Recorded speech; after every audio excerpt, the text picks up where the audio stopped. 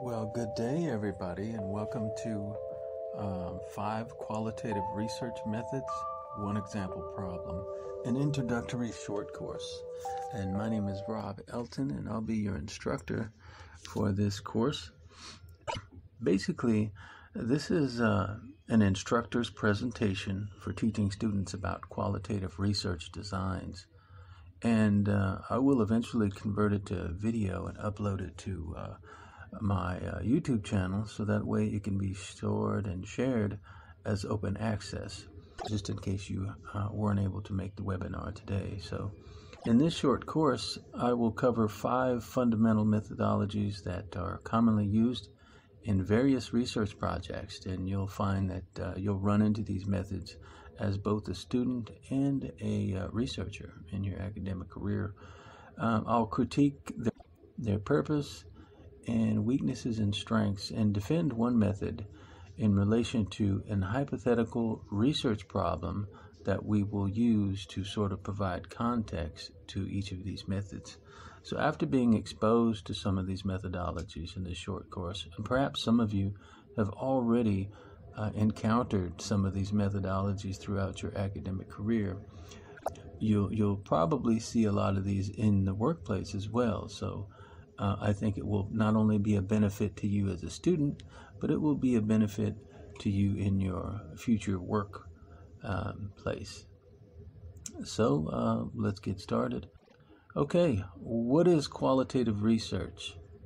So qualitative research is a sort of a method or a series of methods that derive from an interpretivist or constructivist philosophy, which try to understand a topic as opposed to or predicting outcomes as positivists do. And qualitative research is basically an attempt to try to deeply understand the world or a phenomenon, as opposed to simply measuring the extent of a phenomenon.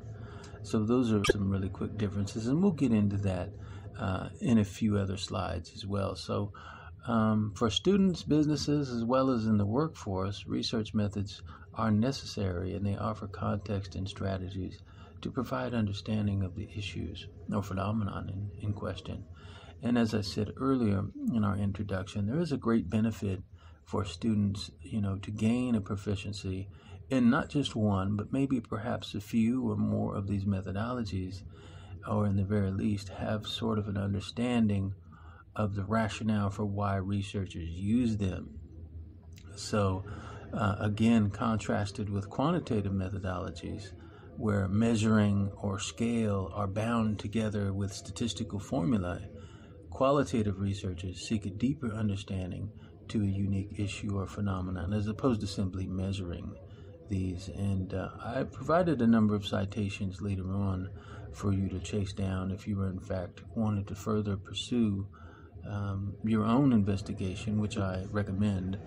Creswell's 1994 work is really, really informative when it comes to the general overview of qualitative research.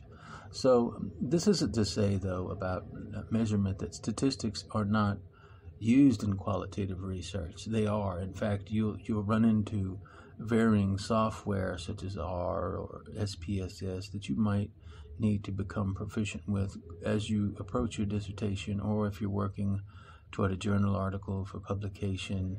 Analysis software that will help you code and run through the mathematics part of the data analysis.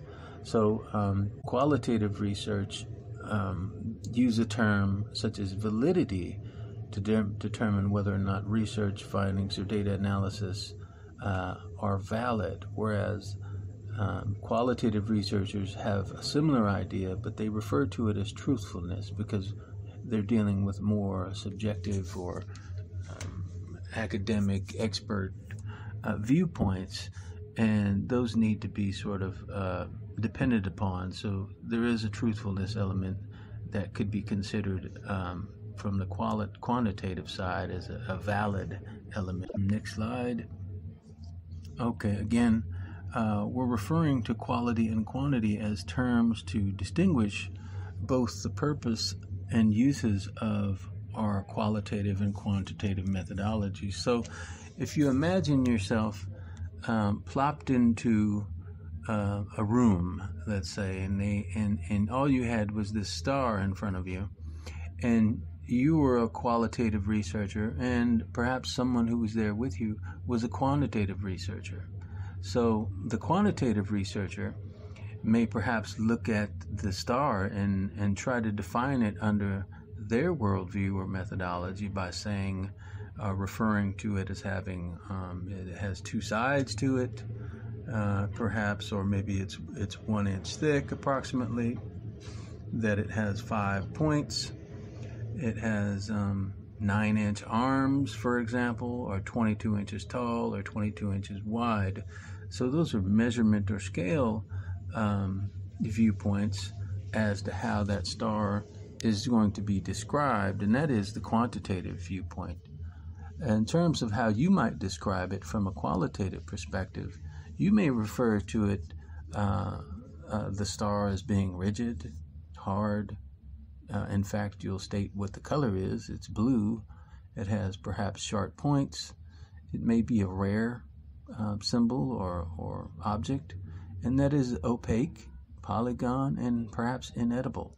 So you can see the differences and that they both provide toward description of the object in question, the star, but they have different purposes and different strengths and weaknesses, where the qualitative will provide you a deeper understanding of what the object is. The quantitative person or method will provide you sort of a measuring, a more of a statistical or mathematical way of describing the object. So that is another way to sort of describe how the two of those work. And provided that we're dealing only with qualitative here, this slide and the previous one was only to distinguish these methodologies for you before we get going. And to the next slide. Okay, so the select methodologies that we'll be talking about today will be the biography, and most of us are familiar with what a biography is, I think. We'll also be talking about an ethnographic approach, the phenomenology approach, case studies, and grounded theory. Each of these methodologies in this list will be discussed and critiqued in its own slide, and I'll be sure to provide context within a hypothetical research problem also, in order to put it in a situation that we might better understand. So, next slide. Okay, so the problem that we're going to use these methodologies to look through is going to be the following. Now, this is a complex problem statement that is done purposely because I want to show that perhaps later on that often a single methodology may be insufficient for you to complete your research or your research problem. So in order to make sense of the function of these methods, and as a practical matter, a problem statement like this will help you provide the context for how to use these methods or under what circumstances they will work best. So here I've chosen the following problem, and again, it's going to be our lens through which we view each of these methods, including how they might be used in this particular problem. So let me read this to you. Missing and murdered Indigenous women is an issue that implicates national and tribal security. Indeed, a transnational problem, as Canadian First Nation people and Native American Indian tribes' shared histories and existence transcend the geographical borders between them. As relatively modern demarcations, these borders are surrounded by many distinct law enforcement agencies. The tribes have not been historically in the business of budgeting and detailing homeland security principles. That time and practice must come to an end. In order for Indigenous people to be safer, become more secure, tribes must take the initiative, using their inherent sovereignty to tackle this issue using their respective governmental power. So 86% of Indigenous women are survivors of sexual assault. 50% make up the total United States sex trafficked population and are murdered at 10 times the national rate. Using the following qualitative tools, we will see how each of these might help us solve this problem effectively. So again, this problem statement is a major one, and it involves a series of possible complex questions than you might see in a general single method dissertation or journal article perhaps. And again, I just wanted to enclose a difficult problem statement to just highlight the potential complexities and problems, and that to show how some research designs perhaps might depend on a systematic, that is, one method after the other, or perhaps overlapping or concurrent methods where you have two methods going down you're researching at the same time. So I hope this sample problem will highlight the use of these methodologies for us as we go through the presentation. So just kind of keep this problem statement in the back of your mind as we go through. So next slide. Just a bit of missing and murdered Indigenous women and girl background symbology. There are a few symbols that are used in solidarity and awareness. Calling attention to the phenomenon is that there's a red dress that is sort of a symbol. Often it's depicted as hanging one or among others in like wooded areas and so forth, to sort of signify where a lot of these, not all, now this stuff happens in the city as well. So also the painted face, red hand over the face, is also a symbol of missing and murdered Indigenous women, of the silencing of the Native population, particularly women. So these are kind of helpful images. Next slide. Okay, the first slide, or the first method that we want to talk about, is the biography. Now the biography, I'm sure we've all read a biography, such as of Thomas Jefferson or Abraham Lincoln, or perhaps Obama. And a biography is basically a timeless form of qualitative research.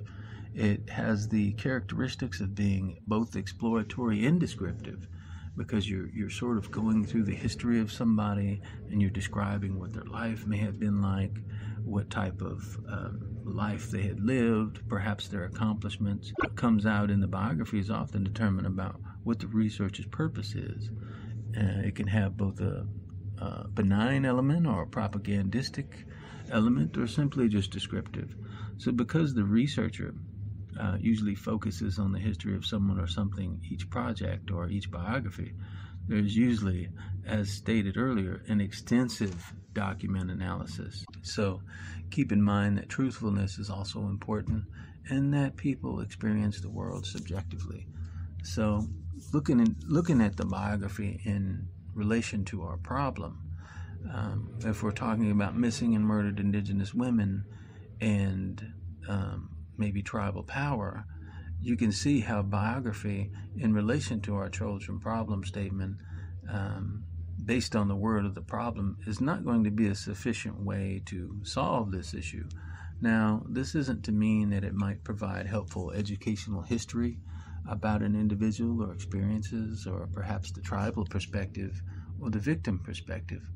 But biography by itself wouldn't be able to solve the missing and murdered Indigenous issue, because its purpose is solely an informative or descriptive one, or exploratory. So again, it could be educational in our situation to sort of found an introduction perhaps, but not necessarily as a solving qualitative approach. So let's look at the next method. Okay, ethnography. Ethnography is an intellectual biographical form, or could be. In an article about Dorothy Smith by Huang, he explained that research on institutional ethnography by Dorothy helped explain how things worked together, the way in which individuals view social organizations, and why individuals view organizations in a particular way. So again, ethnographic forms of research take the often an outsider looking in approach to participant observation, or sometimes detached observation. But sometimes you might see in different fields, such as criminology, where you might perhaps have a student ride along with the police officer, or perhaps join a gang for academic reasons, to simply later on provide your perspective or your observations about what you think that experience was like. So it is also a more up close and personal thing, and anthropologists have made this form of research important. So again, you want to make sure that what you present, again, keeping in mind that this is a subjective form of research, but also keep in mind to present what you find or what you observe in a truthful way. And this is very important as you go through any form of research. You want to make sure that you're being honest. Explain that there are limitations where possible, so that way you're ensured credibility, and that you're making sure that people are going into your research with an awareness that there may have been an issue, or there may have not have been an issue, such as a conflict of interest or things of that nature. So if we look at our problem again, keeping that in the back of our mind, how does ethnography fit in relation to missing and murdered Indigenous women, and perhaps solving the problem of provoking the tribal governments into more proactive approach to their boundary security, to their homeland security, and their reservations, wherever they may be? As you can see, ethnography, in relation to this chosen problem statement, probably in and of itself wouldn't be the method that we would use to minimize the extent of the issue of missing and murdered Indigenous women through tribal government empowerment.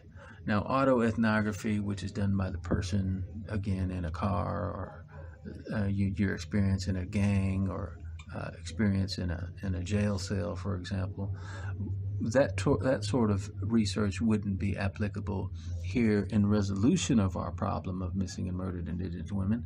But again, the same as we saw with the previous slide, there may be an educational purpose that could be served, such as the ethnography of a detective and his experiences with victims, perhaps, or family members, dealing with survivors of missing and murdered Indigenous women, family members, or perhaps a government official who may provide deeper context about the phenomenon.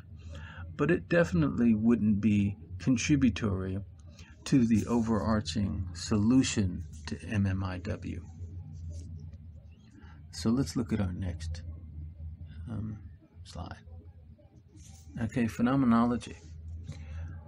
Phenomenology has been employed throughout time, and it's a relatively common approach, and it's often misunderstood in terms of how to go about employing it as a function. It seems to be more geared to informative and descriptive and perhaps exploratory research, as opposed to application, which is remembering our problem, sort of an application type issue, as opposed to simply a descriptive, exploratory, expository type of work where we're educating people, describing the problem. Now, this isn't to say that some of that couldn't be part of our introduction or background within a dissertation or a journal article. But again, if we're talking about identifying a phenomenon, or identifying a theme, or identifying a problem, it really doesn't contribute to the overarching goal of perhaps exploring ways that tribes might be able to better secure their homelands or their borders. It does provide a use for interviewing, getting the perspective of the people around perhaps the reservation or the Indian country where the phenomenon obviously exists, how it affects people. Maybe there's a theme, like perhaps women of the most northerly area are perhaps victimized as as a person more so than a person in the southern range. Perhaps you might be able to be led into other questions by studying phenomena, but it doesn't necessarily provide an overarching solution. It's helpful, but again, looking at our problem, it wouldn't necessarily be adequate by itself to solve the issue. So let's look at another one. I hope that I was being clear as to how discussing a phenomenon works. Case studies.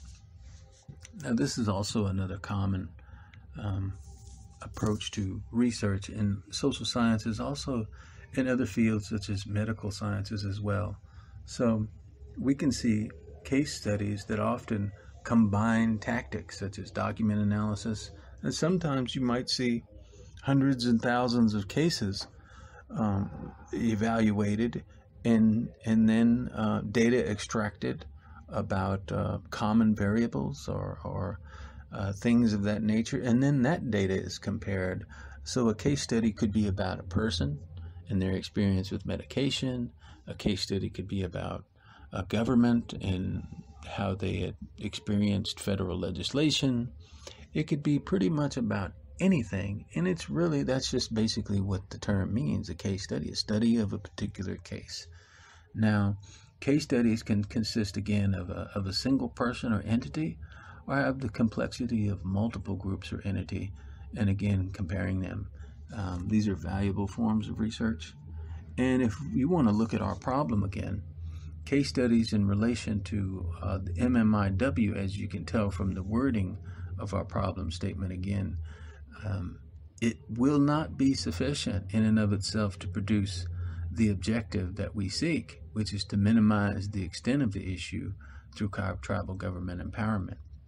But case studies may be necessary in this case to elaborate and shed light on current tribal power, the extent of their abilities to engage with the laws, because often Indian country and federal law is a different animal altogether. A lot of places you'll find state law doesn't apply, and there is a lot of confusion about what the tribes perhaps can and cannot do, as they are both considered sovereign entities and quasi independent nations at the same time. So the laws, since they gave up a lot of their land as history moved westward throughout the United States, a lot of those treaties that were developed with those tribes had incorporated in promises such as independent laws, states won't encroach on their citizens, that type of thing, healthcare.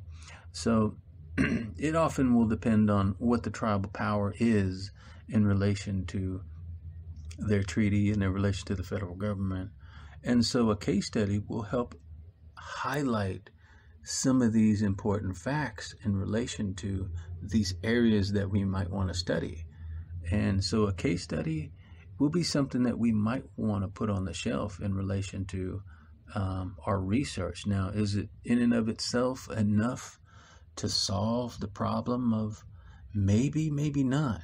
But I think it's definitely something that we'll have to use, especially in terms of its systematic capability, combining phenomenology first, case study second, and that sort of thing. So you can see that there is potential here for utilizing this approach in the research problem or in the research that we'll conduct surrounding the problem. So let's look at the next form of qualitative research.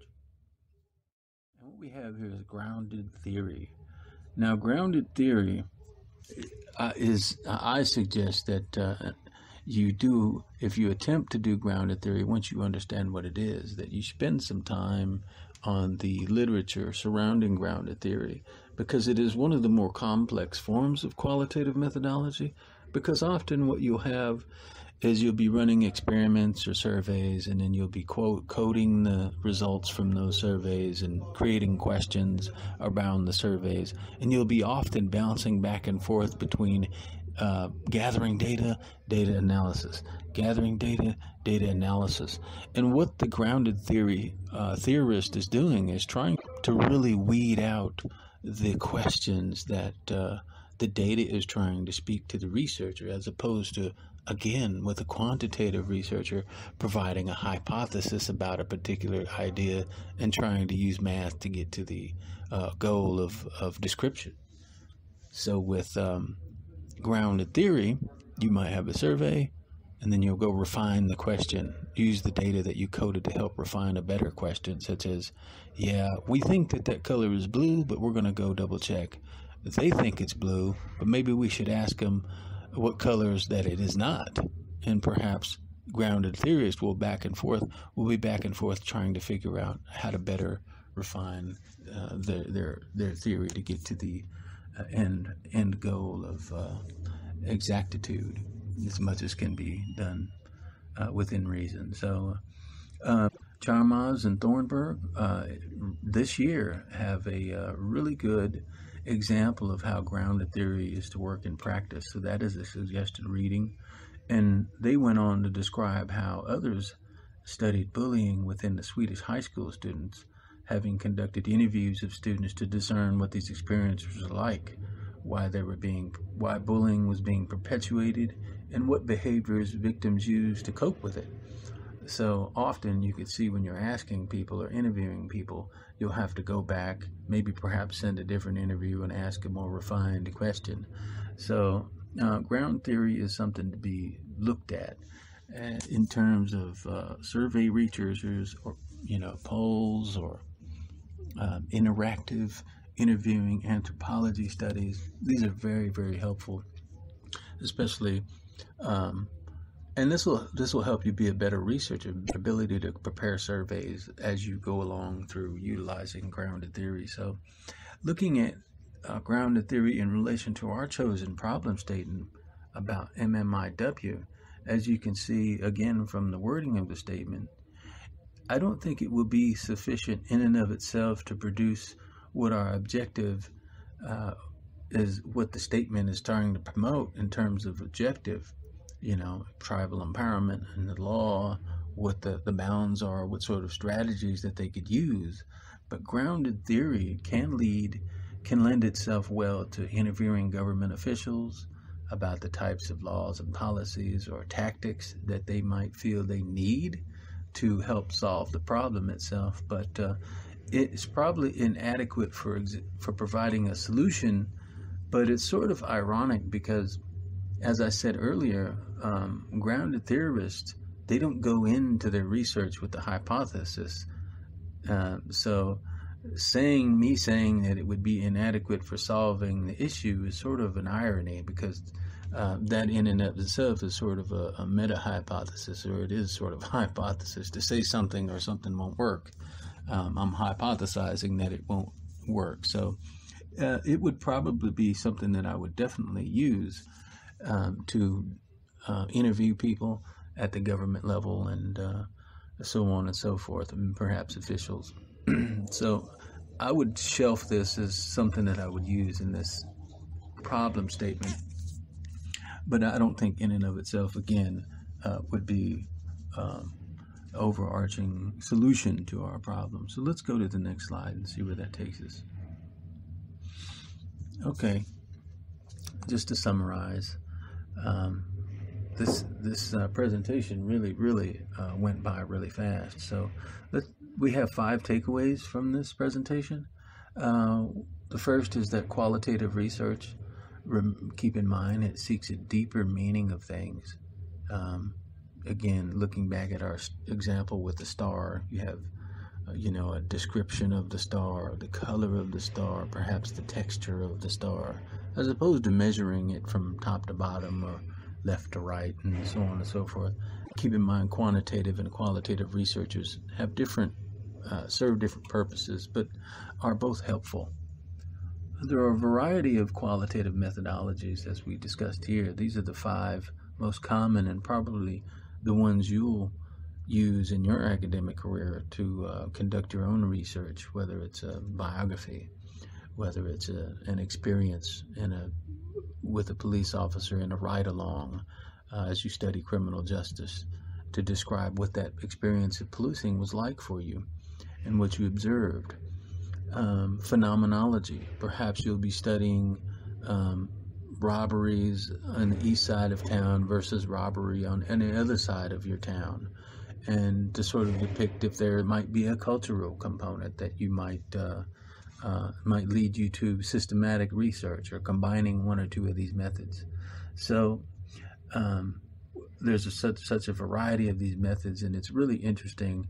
And your creativity in employing these methods also really goes to your proficiency level. So it would be, I encourage you to try to get acquainted with each one of these methods as you go through your academic career.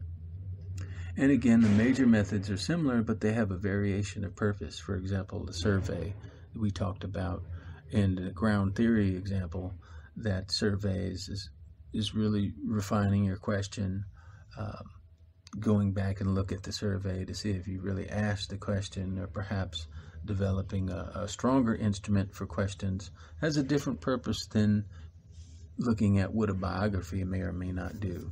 So they're both helpful, but they have different purposes. So keep that in mind. Whatever question you're trying to solve, it will often be dictated by a method or approach. Okay, so qualitative research methods can be stacked, concurrent, as we talked about earlier, and have a systematic character. So again, when you do that ride along with the police officer, you can have an ethnographic approach that describes what your experience was like, and then you could also have a case study approach to compare what your experience was like, for example, with other people who have perhaps experienced a ride along. And so it just really depends on how creative you want to approach your journal article or your thesis, and it would really help the research if there are absences in your literature review, which is what you might undertake before you start your research, to find out if there are holes in existing literature that you could fill with your case study / ethnography. So don't be afraid to feel that if one of these particular methods aren't the perfect fit for you, perhaps combining them or doing multiple or doing two at once might be what you need, such as looking at our MMIW example here in this particular short course.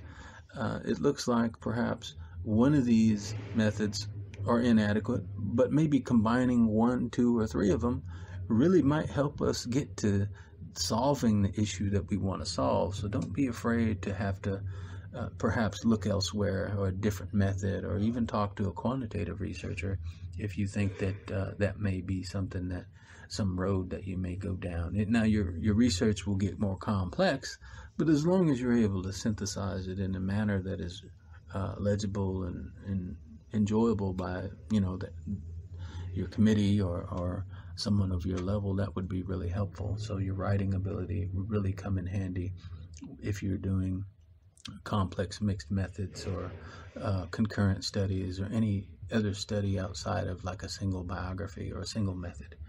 So research methods, as I stated earlier, are largely problem dependent, but again, they're subject to your creativity and how you want to employ them in solving the problem.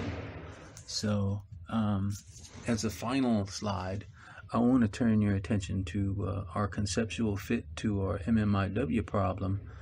And as you can see in the way that we discussed our methods in surrounding our problem, as you can see in this concept image, with the problem being the center, you can see how these methods will fit in proximity to the problem, with the closest being a systematic or exploratory sequential mixed methods approach, but also perhaps an unidentified quantitative method. Grounded theory is within that gamut of the problem. It's really close. Case study is really close. And on the outside of these bubbles, you see phenomenology, biography. This is because these are not as close to solving the problem as these other methods. So this is just to kind of give you a context of how your method will fit in proximity to your problem, and that it would be okay to have multiple methods. It just depends on what world issue you want to bring light to or solve. So looking at the relationship of the problem to each of these methods and proximity to the solution in this image. It's very illustrative and provides at least a visual concept or a visual context for what you learned today. And again, in the appendix, I've enclosed more references outside of a reference list that you normally see at the end of an article or presentation. And this is for those people who want to go, those students who want to go, look deeper into grounded theory, because it really is a helpful method once you understand how it works. And I've also included an infographic by one of my colleagues who designed it this year about literature reviews and how all of those things connect to your data and what the purpose of that is. So a literature review also is a form of thematic or document analysis, and even meta-analysis, which is a form of qualitative or quantitative research too. So that you need to throw in there, because you'll likely do a number of literature reviews in your academic career. So I just want to thank everybody for being here, and I really enjoyed talking about these methods with you, and I just can't encourage you enough to try to do your own independent reading on these subjects. Perhaps watch this presentation again, and I'll make it available publicly for you to review as many times as you need, and try to work within your comfort zone to it.